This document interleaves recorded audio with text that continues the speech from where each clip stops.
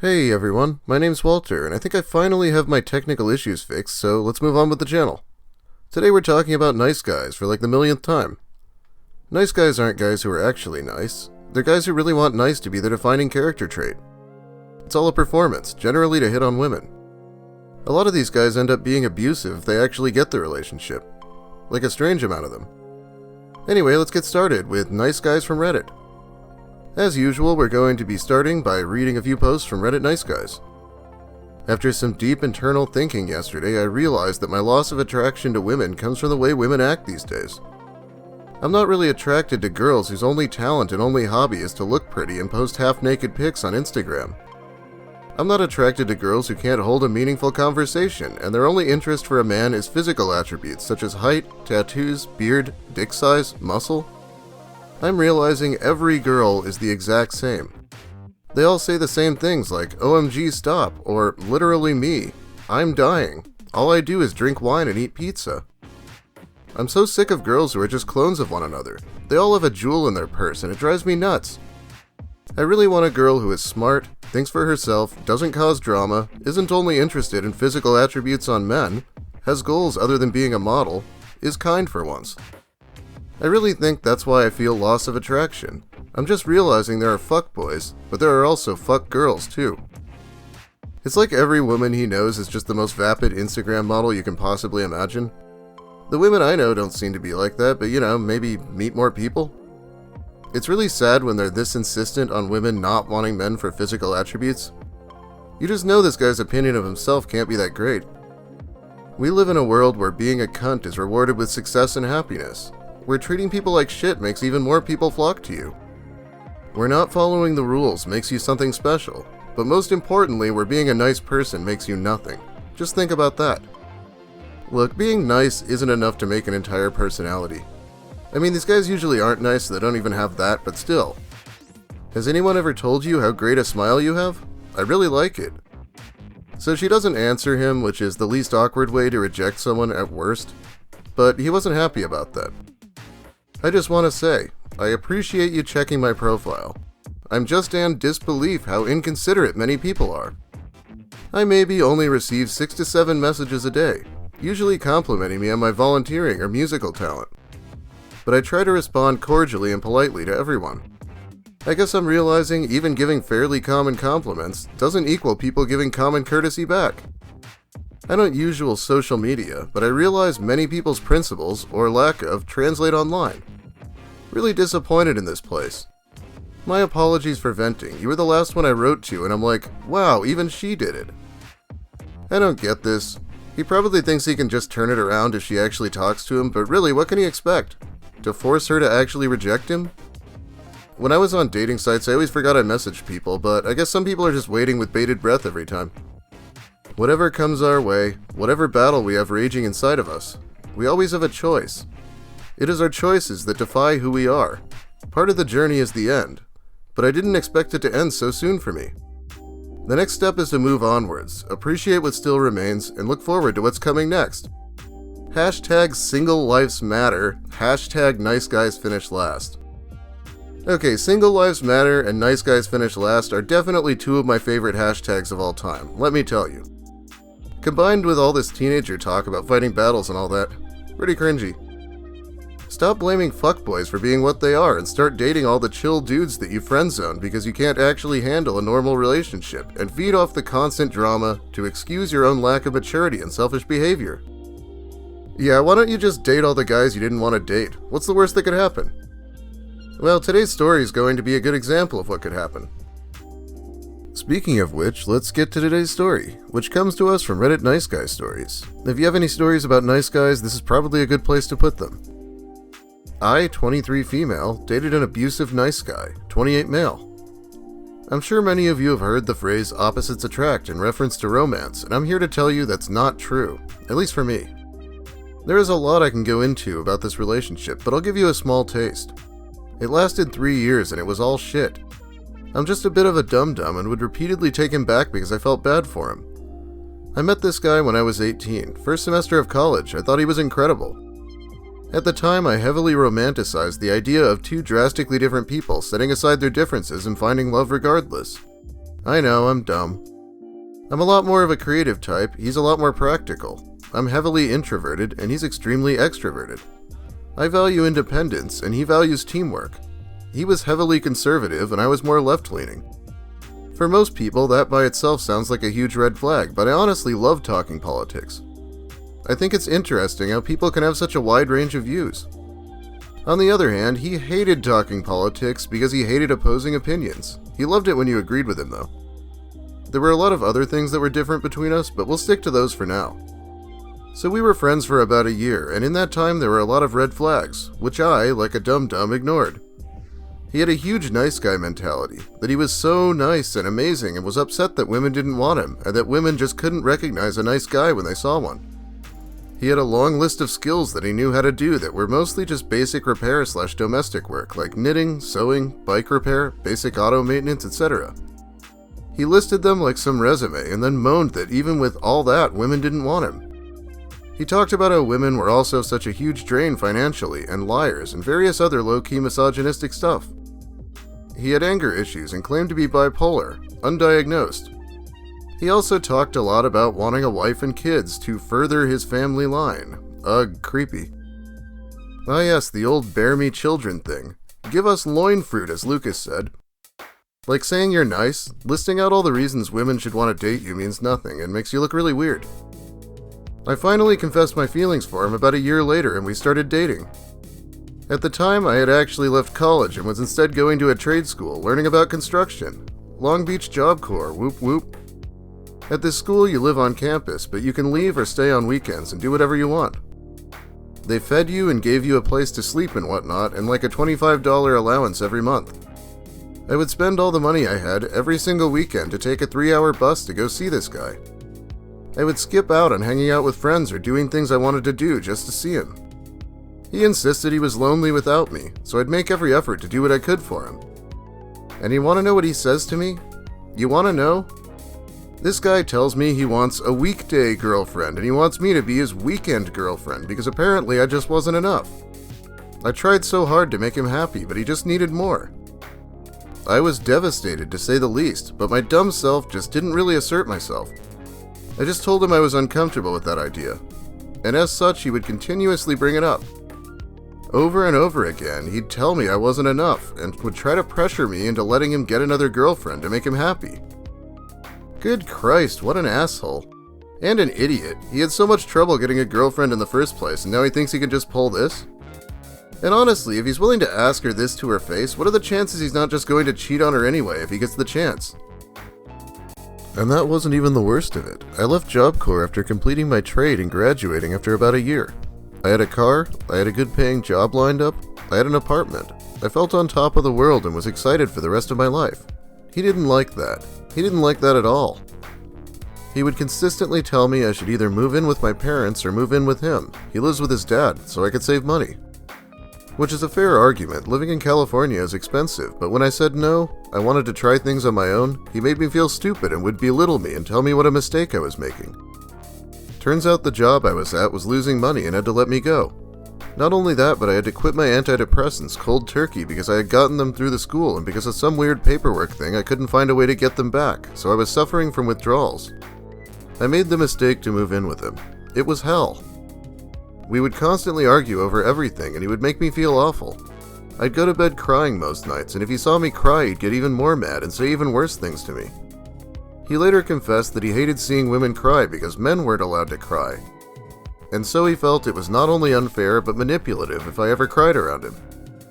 Yeah, pro tip, you might not find it manly to cry, but it's definitely not manly to hold back from what you want to do because you're worried about what other people might think. I could make an entire video about how manly tears can be. Like I said earlier, we had different political views. Whenever we talked about them, he'd take things extremely personal and would throw personal attacks at me or try to punish me. We got into an argument once because he didn't believe people should be able to speak languages that aren't English in public. He didn't like my disagreement and told me to get out of his car and find my own way home. Another time he got mad because my Hawaiian friend complained about cultural appropriation on Facebook. He was upset over people using his culture as a funny costume on Halloween. I tried to defend my friend and my boyfriend told me to pack my bags and move out of his house. And then, when I started packing, he acted surprised and told me to stay. I later learned that he thought I was going to apologize instead. We had a discussion on the minimum wage, something I admitted I didn't even have a strong stance or knowledge on. I specifically told him I didn't want to argue because I didn't know enough. He raged and called me a communist and a socialist. When we got back to his place, I was not living with him at this point, I said I wanted to use the restroom. I expected that we could take a break and cool off perhaps. Nope, he paced outside the bathroom, calling my entire generation lazy and stupid and entitled. From the bathroom, I ordered an Uber home because I just did not want to deal with it any longer. I told him I was leaving and left. When I got home, he texted me that he thought we should break up because I clearly couldn't have an adult conversation without getting upset. I told him I guess so, and that yeah, we should break up. He then continued going off in my messages about the minimum wage for paragraphs. This guy is fucked in the head. He can't take any kind of opposing view but keeps painting it like the other person's the one who's upset. And her generation? They're 5 years apart. Some other smaller things, I guess. He hates my sense of humor. I live with generalized anxiety disorder and social anxiety disorder. Humor is how I cope.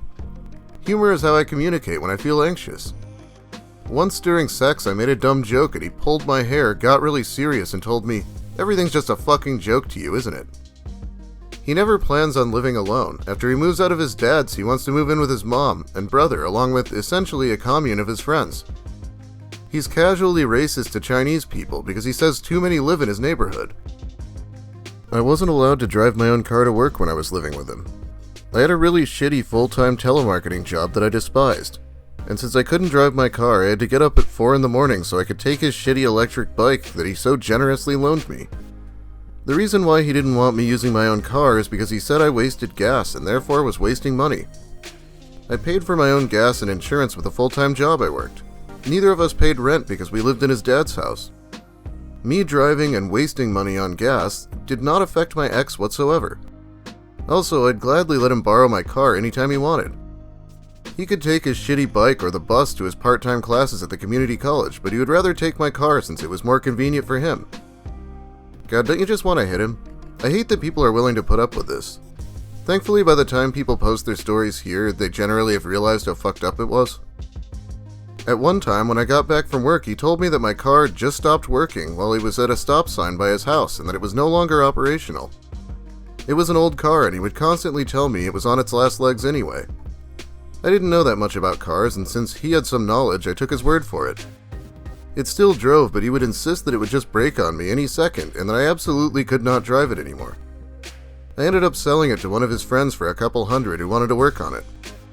A few months after we broke up, my parents wanted me to house sit and wanted to loan me their car, and so they called their insurance up to see if they could temporarily add me to their insurance for about a week.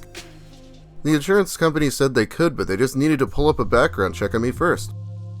They then called back and informed my parents that everything was fine, but they did find my previous vehicle had been in an accident while I had owned it. I was really confused. I had never been in a car accident before, but then I remembered the weird way my ex had described my car as having just stopped working one day, and how cagey he was about the whole incident, and it clicked. Of course. He would constantly talk about marriage despite admitting our relationship had a lot of problems, and when I brought up the idea that maybe we weren't a good couple, and that we should perhaps reconsider, he'd guilt-trip me and tell me I had commitment issues, and could never be in a relationship or ever get married to anybody if I couldn't learn to fix issues instead of leave.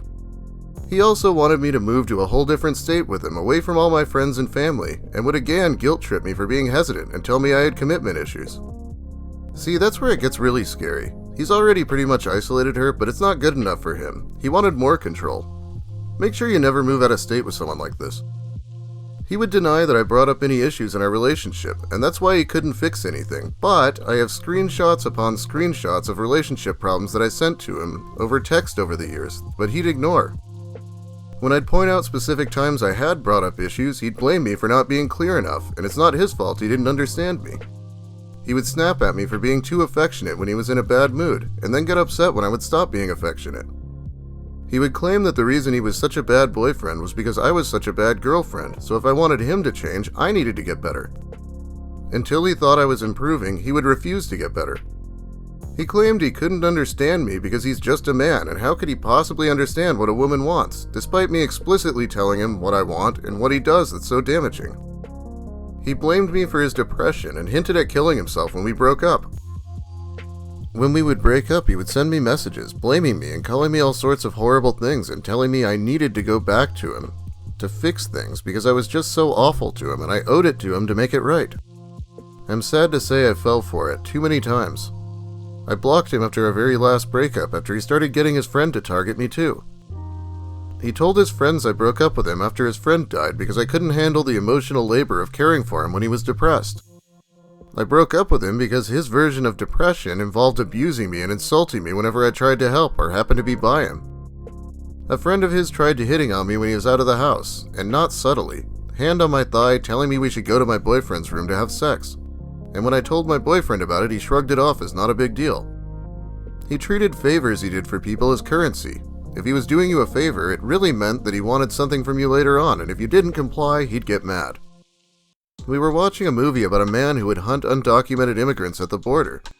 He muttered under his breath, "He's not an asshole, he's just an American who's tired of the bullshit." When I told him no, he's just a piece of shit with a god complex, he got really angry and went on a rant about illegal immigration and how death is an acceptable punishment for them. His friend stopped by and he tried to get his friend to agree with him, but his friend looked shocked and said, "No, I think that's pretty fucked up." And my ex calmed down and muttered, "Okay, fine, well I'm just mad because she interrupted the movie." Even though I didn't, he's the one who made the first comment. You know, I was kind of wondering if he acted the same way with his friends, because I wouldn't think he'd have any. I guess I have my answer now. He didn't like it when I would vent to my friend about problems in the relationship. This friend was not his friend at all, prior or during the relationship. He eventually convinced me that venting about him was undermining him and an abusive thing to do, so I stopped texting my friend about the relationship. I suspect the real reason why he didn't want me texting my friend about my frustrations is because it allowed me to keep a record of his verbal comments to me, which I texted to my friend pretty recently after they would happen, which didn't allow him to deny my comments later on and gaslight me. He would get mad at me for having a small group of friends and not really enjoying parties or get-togethers with strangers because according to him, I needed to be more social because how could you expect to get ahead in life if you can't make connections? I'm sorry, I don't view people as just future investments. I understand networking, but he wanted me to treat every person I met as a potential person I could call favors from in the future. It just felt gross and manipulative to me. If I like you, I like you. You don't have to have some value I can use at some point. Every conversation with him felt like walking on eggshells because I didn't know what I could or couldn't say that might make him mad and get us into another argument. He told me I couldn't be bisexual because I didn't want to have a threesome with him and another woman. Ah yes, let me tell you what your orientation's allowed to be. Did this guy want a girlfriend or a slave? He said he empathized with school shooters and said he fantasized about being one in high school. He even wore a trench coat in high school because he wanted to scare people. He refused to go to therapy for his anger issues because he was afraid they'd take away his guns. I cut my hair short and he told me he couldn't bear to look at me during sex because he thought I looked like a little boy. Yeah, that sounds like his issue. Short hair on women is hot. One time I heard him bragging to someone else because the other night his friend had told him that he was feeling suicidal, and so my ex had told him that he had no right to be suicidal and that if anyone should have the right to be suicidal, it should be him because his life was so much worse. It wasn't, and he went through so much growing up. So how dare his friend want to kill himself when my ex hadn't killed himself yet and his friend wasn't allowed to complain about his life? He said this so smugly and so confidently. I was disgusted when I heard him say that and asked him what his problem was. He genuinely didn't see anything wrong with what he said and thought that delegitimizing his friend's pain and turning it all about him was a good thing to do. The person he was bragging to also looked really uncomfortable and mumbled that that wasn't cool. He justified his abuse towards me and others by saying that he was stressed and that he couldn't help it, and so everyone else just had to deal with it. When I broke up with him, he blamed me for toxic masculinity. I feel like I would need more details on how his girlfriend breaking up with him had anything to do with toxic masculinity. He's the one who thinks he's not allowed to cry. She never said that. At one point, we broke up for a week, and when we got back together, I saw he had Tinder and OkCupid on his phone. I saw it on his screen when he was sitting next to me. I didn't say anything. I assumed he had it because he forgot to delete them. We'd been broken up for a week. In that time, he had no exclusivity to me, so if he had been seeing other people, then that's fair. But when he saw me notice the apps, he immediately started panicking and told me that he used them for finding friends. I told him it's fine, I know what Tinder is, and I know it's not exactly a friendship app. I said it was fine, we had been broken up, and I assumed that he just hadn't deleted it yet. But he kept insisting that this is a friendship app. I dropped it, assuming he was just embarrassed or something, and that he would just delete it later. Months passed, and I had almost forgotten about it until we got into an argument and he blurted out, "Fine, you clearly don't trust me. Just to prove to you that I only want to be with you, I guess I'll delete Tinder off my phone, even though it's just a friendship app." I was stunned. I hadn't brought up Tinder whatsoever. I had thought he had already deleted it months back when I first saw it. I asked him why he hadn't already deleted it, and he got more angry and told me that it was because it was for finding friends, but he'll delete it now since I clearly don't trust him.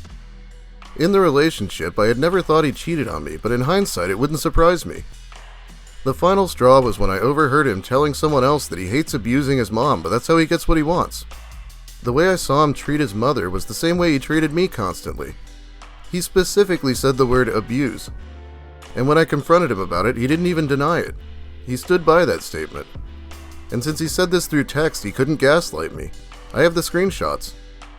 He's an abusive person, and I was in denial for years. But hearing him admit it snapped me out of my constant forgiveness.